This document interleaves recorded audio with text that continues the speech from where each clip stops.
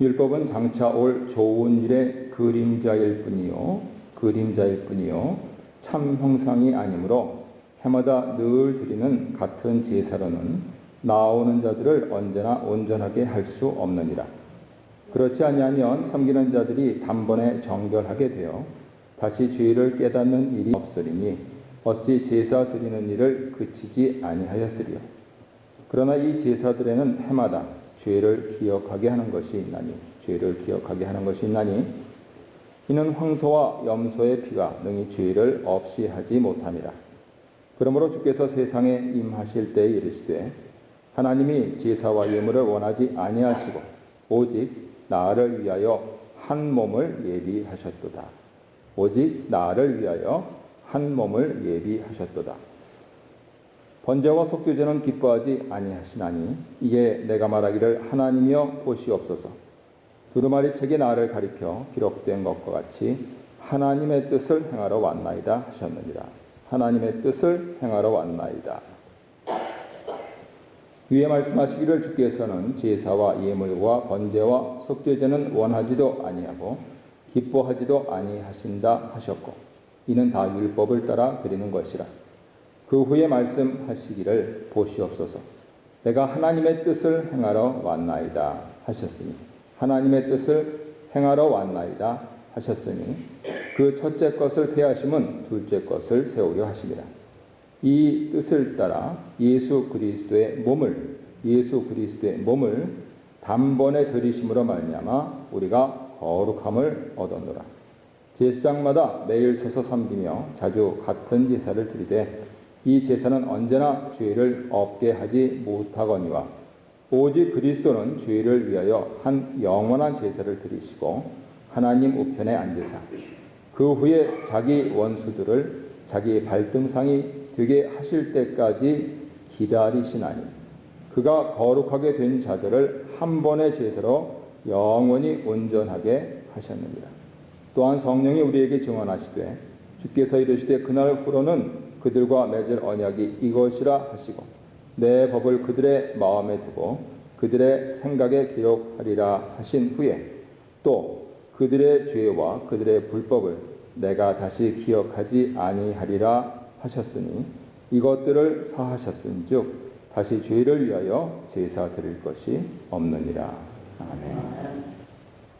살아계신 하나님께서 예수님 이름으로 모인 우리들에게 성령님으로 큰 은혜를 내려주실 줄로 믿습니다. 봉독하신 말씀으로 의무가 아닌 기쁨으로 드린 한 영원한 제사라는 긴 제목으로 말씀 전하도록 하겠습니다. 어제 축구 보셨죠? 준우승, 옛날에 1983년도에 박종환 감독, 독사라는 별명을 가진 박종환 감독이 4강으로 진입했을 때 온 나라가 난리도 아니었는데 이번에는 준우승을 했습니다. 참 잘했습니다.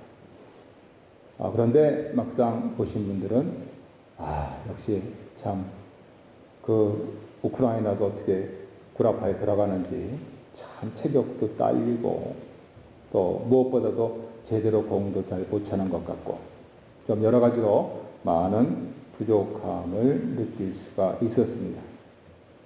그리고 또 우리 이강인 선수 골든발을 받았지만은 한 사람한테 너무 의존하니까 그 사람만 두세 사람이 그냥 둘러싸서 똘똘 뭉쳐가지고 묶어놓으니까 영 게임이 풀리질 않고 하지만 준우승한 거는 참 잘했습니다. 그래서 나름대로 이게 문제가 뭐냐 이렇게 보니까 아시아 사람으로 이 체격 여러 가지 신체 조건 이건 어쩔 수가 없죠. 신체 발모, 수지 부모 우리 부모님 따라서 된 걸 어떻게 해요? 그거는 고칠 수가 없고 요새 애들 우유 많이 먹여서 우리보다 다리가 길어진 거는 좀 같은데 그렇더라도 아시아 사람은 아시아 사람이고 문제는 볼이 발에 안 붙어요. 아무래도 이제 실력을 더 쌓아야 될 청소년 20세 이하 선수들이니까 그냥 동네 축구하듯이 그냥 공중으로 볼이 그냥 뻥뻥 올라가고 그러는데 저쪽은 딱 잡으면 그냥 접착제가 붙은 듯 발에 딱 붙어가지고 지네들끼리 이리 주고 저리 주고 그러는데 우리는 그냥 다행히 헛발질은 없었습니다만 이 볼 컨트롤이 안 되는 거예요. 그만큼 이제 또 연습을 해야 된다 한 것이죠. 그렇습니다.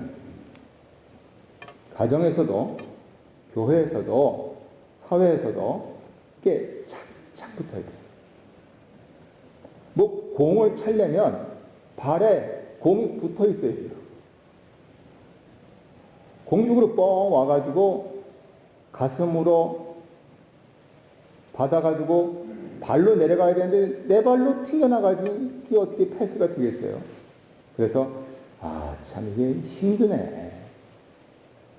근데 저 사람들은 몸에 끈끈이가 붙었는지 그냥 어떻게 그냥 가기만 해도 우리하고 똑같이 붕 떠가지고 가는데도 착 붙으니 그렇다. 체질은 어쩔 수가 없어도 연습이 문제구나 이게. 공과 내가 혼연일체가 돼서 가족과 가족이 혼연일체가 돼서 교회 식구들이 혼연일체가 돼서 우리 동기동창들이 혼연일체가 돼서 그렇게 딱 마음이 맞고 딱 뜻이 맞고 딱 손발이 맞고 그렇게 가는 것이 이게 승리의 비결이구나. 굉장히 잘했습니다. 그런데 앞으로 해야 될 과제들이 그렇게 남아있다. 저는 그렇게 나름 정리를 했습니다. 이따가 설교 끝나고 신규 시간에 나름 정리하신 부분들 애찬을 나누시면서 그렇게 서로 성도의 교제 나누시기 바랍니다. 오늘 히브리서 10장 말씀은 그 부분들을 말씀하고 있다고 여겨집니다. 우리가 예수님을 믿고 있는데 예수님께서 하신 일이 무엇이고 우리가 믿고 있는 예수님을 우리가 어떻게 섬겨 나가야 될 것인가. 더구나 개인으로뿐만 아니고 가정으로, 교회로, 그리고 나아가서는 사회 속의 일원으로 어떻게 예수님을 섬겨 나갈 수 있을 것인가 하는 그 부분에 있어서 키포인트가 뭐냐 하는 것을 말씀하고 있습니다. 예배 시간에 매주일 오셔서 시간을 들이시고 또 물질을 들이시고 하시는 부분들이 너무나도 소중하고 잘 하시는 것이어서 결과적으로 이 교회가 가는 것이고 우리를 이어서 우리의 자녀들도 또 우리처럼 예배를 드릴 것입니다. 문제는 이것이 단지 오늘이 일요일이기 때문에 우리가 드리는 이 예배 시간이기 때문에 그리고 마치 어려서부터 우리 부모님 세대에서는 이것을 안 하면은 하나님이 벌 주신다 하는 맥락으로 어려서부터 주입된 그러한 것 혹은 어떤 교회들에서는 그것을 교회적으로 이렇게 인식시키는 모양을 보입니다만 과연 그것이 건강한 신앙인가 하는 부분들을 오늘 본문이 건드리고 있는 것입니다. 결론은 이것입니다. 오늘이 일요일이기 때문에 우리가 시간을 드리는 것이 아니고 우리가 예배를 드리기 때문에 우리가 예물을 드리는 것이 아니고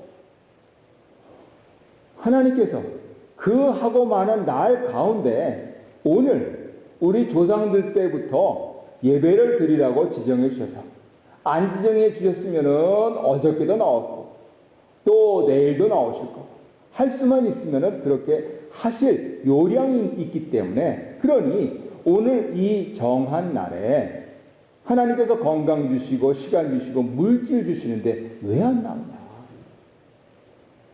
이것은 즉 내 마음속에 하나님의 은혜에 대한 감사와 감격이 넘치는 것이고 주일날이기 때문에 아니 그 전에 일요일이기 때문에 하는 것이 아니고 이것이 주의 날이기 때문에 이것이 내가 복받은 것을 감사하고 표현할 수 있는 그 길이고 방법이기 때문에 나는 내 시간을 드리고 내 물질을 드린다 하는 점이 옳다 하는 것입니다.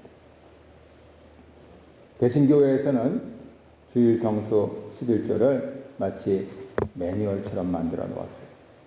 더구나 우리 한국 기독교인들은 구한말에 청교도주의의 영향을 깊게 받은 미국 선교사님들 영향을 많이 받았고 사실 북한은 캐나다 장로교하고 감리교 영향을 받아가지고 북한에 없어진 교회들 또는 지금 가정교회가 남아있는 숨어서 예배드리는 그러한 분들은요, 우리보다 우리식으로 얘기하면 더 리버럴한 그러한 것을 신앙을 갖고 있어요. 그런데 우리는 남한에서 남쪽에서 예수님을 믿기 때문에 아주 보수적이고 아주 청교도적인 그러한 영향을 깊게 받았습니다. 미국의 남장로교, 북장로교 영향을 많이 받았고요. 호주 장로교에서 들어오려고 했는데 영향은 별로 없었기 때문에 말씀드리려고 하는 것은 우리들, 대한민국에서 이민와 살고 있는 우리들은 마치 매뉴얼처럼 주일 성수 11조 이것에 대한 개념을 가지고 있어요. 그런데 그건 역시 하나님께서 나에게 베풀어 주신 그 은혜가 감사해서 주일 성수하고 11조 하는 것이지, 내가 그리스도인이기 때문에 주일 성수 해야만 하는 거고 11조 해야만 하는 것이다 하는 것이 아니라는 거예요. 이분들이 청교도 영향을 받아서 그렇게 하신 것이, 생각해 보세요. 메이플라워를 타고 오신 분들 결국 그 몇 명 안 남은 그 남아있는 분들이 얼마나 감사하겠어요. 같이 배를 타고 왔던 분들은 풍랑에서 병마로 또는 도착해서는 여러 가지 풍토병으로 심지어는 이질적인 여러 조건 때문에 그렇게 1년도 못 돼서 숨져갔는데 나는 살아서 이렇게 하나님께 예배 드릴 수 있다는 게 얼마나 감사했겠냐고요. 그래서 드리는 겁니다. 그리고 무엇보다도 우리가 그렇게 하나님께 해야만 하기 때문에 하는 것이 아니고, 내가 살아있음에, 나에게 이것이 있음에, 시간이 있음에, 물질이 있음에 이것을 표시하며 감사하는 그것은 바로 히브리서 10장에서 예수님께서 그렇게 하셨기 때문에 그런 것이다 하는 것을 말씀을 해주고 있는 것이에요. 최근에 이러한 정신을, 우리의 이러한 신앙을 사회인들도 깨달았습니다. 여러분 보신 분들도 많이 있으시겠지만 파리에 가면 명물 2개 있죠. 뭐가 있습니까? 에펠탑이 있고 또 노트르담 성당이 있습니다. 미국 사람들은 그 에펠탑 보고 깜짝 놀라는데 파리지앵들은 에펠탑보다 노트르담입니다. 근데 거기가 불이 났어요. 근데 거기가 그 이름 그대로 성모 마리아를 존경하면서 지어진 그러한 대성당인데, 그리고 당시에서는 어떻게 그 9.3m짜리 장미창을 저거가 무너지지 않게 어떻게 설계했을까 하는 것이 참 미스테리어스한 것이었는데, 오늘날은 별 문제 없는데 옛날에 어떻게 수저갑으로 저게 가능했을까 하는 부분들인데, 모두 다 신심의 발로죠. 기도하면서 물질 들여서 시간 들여서 공 들여서 그렇게 해놓은 것이 이번에 불타면서 훼손된 게 아니고요. 우리가 잘 알고 있는 1789년 프랑스 혁명 때 여지없이 자유와 평등을 주장하는 사람들에 의해서 약탈당했습니다. 그래서 230년 전에 프랑스 교구청에서는 매뉴얼을 만들어 놨어요. 만약에 또다시 이러한 어려운 점이 생긴다 그러면 우리 예수님의 가시면류관 제일 먼저 꺼내라. 그 다음에 루이 9세 튜닉 꺼내라 하면서 우선순위를 정해놨단 말이에요. 거기에다가 이번에 전 세계인들이 놀란 것은 기업인들이 이제 텍스 리펀 받으려고 뭐 그냥 수백억씩 그렇게 도네이션 하는 것도 놀라운 일이었는데, 그 전에 그 불길이 타오르는 과정 속에서 사람 형상이 보이는 것도 놀라운 일이었습니다.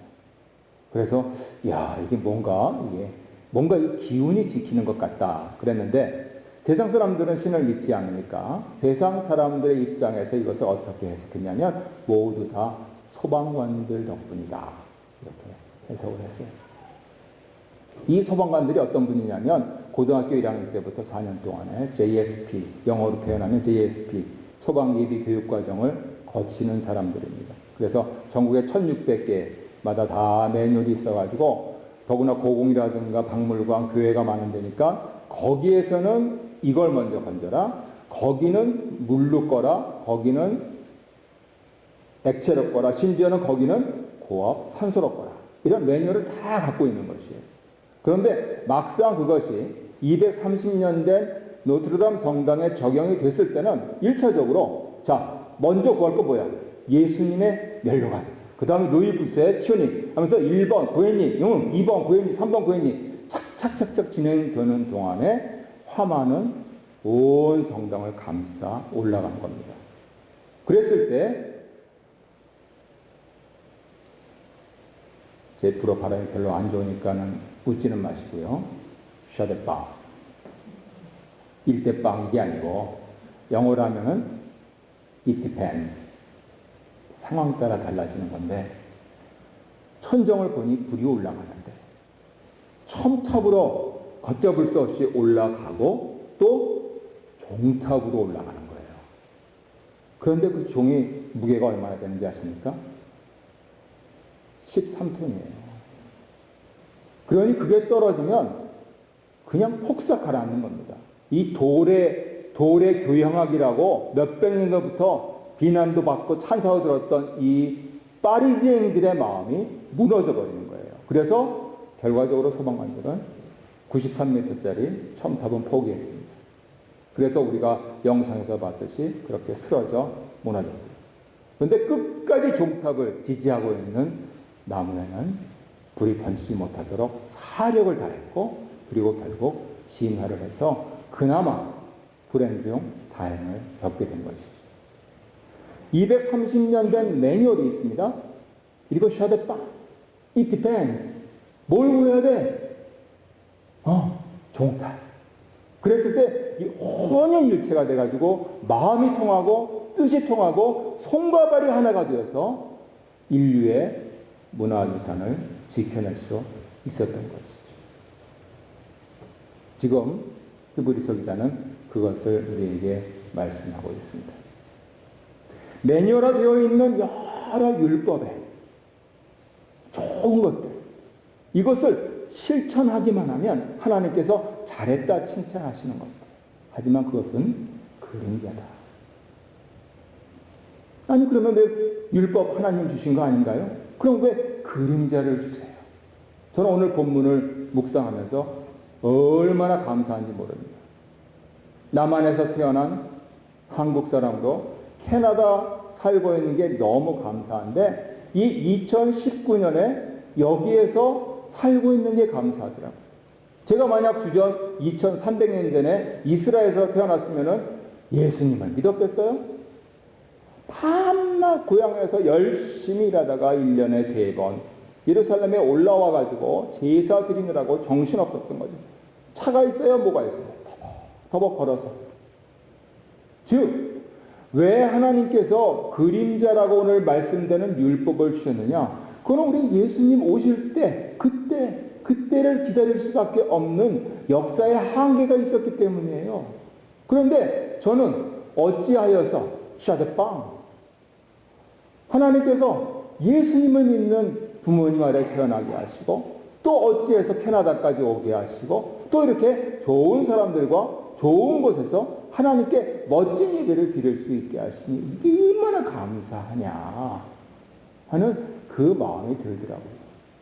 어찌 되었건 간에 율법은 그렇게 그림자입니다. 우리가 잘 알고 있는 한자 가운데 영향력이라는 말이 있습니다. 거기에서 영자가 바로 그림자 영자예요. 향자는 소리 울린 향자예요. 교향악단 할 때처럼. 그런데 나눠드린 설교 자료에도 있듯이 진정한 것은 동양 사람들도 얘기합니다. 성경에서도 말씀하지만 동양 사람들도 얘기합니다. 어떻게 해요? 이 영을 추구하는 것보다 형을 추구해라. 그래서 오늘 성경 본문에서는 뭐라고 말씀하십니까? 율법은 좋은 일의 그림자다. 좋은 일이 무엇입니까? 하나님의 세상을 이처럼 사랑하셔서 독생자 예수 그리스도를 세상에 보내시고 십자가에 달려 온 인류를 구원하신 일, 그 일의 그림자라는 것입니다. 그렇다면 참 형상은 무엇입니까? 한 몸을 가지신 예수께서 오셔서 십자가형을 받으신 것이지. 예수님의 신앙은 무엇입니까? 두 자로 얘기하면 하나님을 사랑하고 이웃을 사랑하는 것이에요. 십계명도 많아요. 하나님을 사랑하고 내 이웃을 내 몸처럼 사랑하는 것입니다. 그것을 위하여서 그 많은 번제부터 화목제까지 그 많은 율법의 규정들이 있어야만 했던 것이에요. 없으면은 사람들이 다 제멋대로 가기 때문에. 그러니 나는 지금 여기서 예수님의 이름을 믿고 예수를 믿고 기쁨으로 하나님께 나아갈 수 있다는 것. 이 복잡하고 다단하고 어렵고 짜증나고 힘들고 반복되고 그리고 어떤 의미에서는 그림자에게 무가치한 그 부분들을 행하지 아니하고 오직 예수님의 이름으로 한 번 가면 오지 않을 이 시간을 예배를 드리고 지난주 예배와도 같지 않고 다음 주 예배와도 같지 않을 이 시간을 기쁨으로 예배를 드리고 있다는 것이 얼마나 감사하냐 하는 그것을 히브리서 10장의 말씀을 하고 있는 것입니다. 이렇게 놓고 생각해 보면은 시편 40편에서 우리가 교독한 대로 하나님께서 그 율법의 번제와 화목제를 기뻐하지 아니하시고 오직 한 몸, 누구의 몸입니까? 예수 그리스도의 몸. 이제 예수 그리스도께서 십자가해를 받으시고 사흘 만에 부활하시고 승천하셔서 성령을 약속하신 대로 보내시고 그 성령님의 부르심을 받아서 전 세계 5대양 6대 주의 산재에 있는 주의 교회들, 그것을 뭐라고 부르냐 하면 예수님의 몸이라고 불러요. 그러니 오늘 9시에 예배를 드렸던 11시에 예배를 드렸던 2시에 예배를 드렸던 4시에 예배를 드리던 우리 모두가 예수님을 믿기만 하면 한 몸이다 하는 것을 가르쳐요. 그래서 무엇보다도 이 그림자의 율법을 따르지 않고 여기서 사람들이 많은 영향력을 끼치려고 하는데 그 그림자일 뿐이요. 참 형상. 다른 사람들이 나를 인정해 주지 않아도 하나님께서 나를 인정하시고 다른 사람들이 나를 인정하지 않아도 우리 가족들이 나를 사랑하고 다른 사람들이 나를 인정하지 아니할지라도 우리 교회 식구들이 서로를 돌아보면서 선행을 격려하면서 살아가는 이 인생, 이것이 원더풀 라이프다 하는 것을 가리키고 있는 것입니다. 말씀의 결론을 맺도록 하겠습니다. 예수님께서 2000년 전에 십자가에서 보여주신 그 형상, 우리는 무슨 일이 있든지 어떤 상황이 되든지 이것만 붙잡고 가는 겁니다. 때로 이 십자가는 피가 뚝뚝뚝 떨어지는 십자가일 것이요, 때로 이 십자가는 영광의 찬란한 빛나는 십자가일 것입니다. 이 참 형상, 그 십자가를 지신 예수님 한 분을 내가 마음속에 모시고 따라가고자 하면 우리 마음속에 성령님이 임하세요. 어떤 게 선호인지는 누구도 대답할 수가 없습니다. 동시적이라고 할 수도 있고 병렬적이라도 할 수가 있습니다.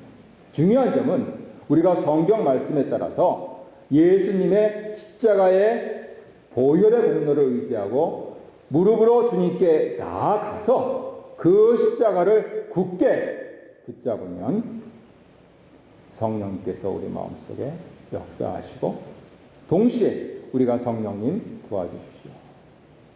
기도를 드리면 결과는 어떻게 나타나느냐? 아주 간단하게는 성령 충만한 그러한 말씀과 찬송과 기도를 드릴 수 있게 되는데 우리의 성과 발로는 어떻게 되느냐? 서로 돌아보게 됩니다. 그래서 비유하자면 여러분들이 오늘 주일에 나와서 예배를 드리고 하나님께 예물을 드리고 했을 때 하나님께서 우리에게 허락하시는 것이 무엇이냐? 한편으로는 우리 개신교 전통에서는 설교예요. 다른 한편에서는 신교예요. 그래서 예배를 드리면서 목사와 회중이 서로를 돌아보고 친교를 하면서 이웃과 이웃이 서로를 돌아보게 하는 그러한 참 기쁨의 순환이 이루어지고 있는 것이죠. 그것을 말씀한 것이 오늘은 봉독하지 않은 히브리서 10장 19절로 25절에 기록된 하나님 말씀인 것입니다. 그러니 오늘도 구역예배가 있지요. 제가 알기로는 화요일 날도 또 새신자 환영회가 있지요. 수요일 날도 구역예배가 있지요. 또 토요일 날도 여행을 가시지요. 이 모든 부분들이 서로 돌아보면서 위에서 기도해 주면서 우리의 한 주님을 찬송하고 또 그분의 말씀을 듣고 하는 일이 되면 그 글자대로 원더풀 라이프가 된다. 그것입니다. 그래서 감히 이 자리에 계신 성도님들께 질문합니다. 여러분들은 왜 지금 예배를 드리십니까? 왜 이 귀한 예물을 드리십니까? 의무로 하십니까? 기쁨으로 하십니까? 우리가 넘치는 기쁨으로 하나님께 감사를 할 때 하나님께서 더욱 감사의 감사를 더하게 하실 줄로 믿습니다. 천주교 수녀님입니다만 또 저하고 국민학교 또 대학교 동창이 이분 비서로 들어갔어요.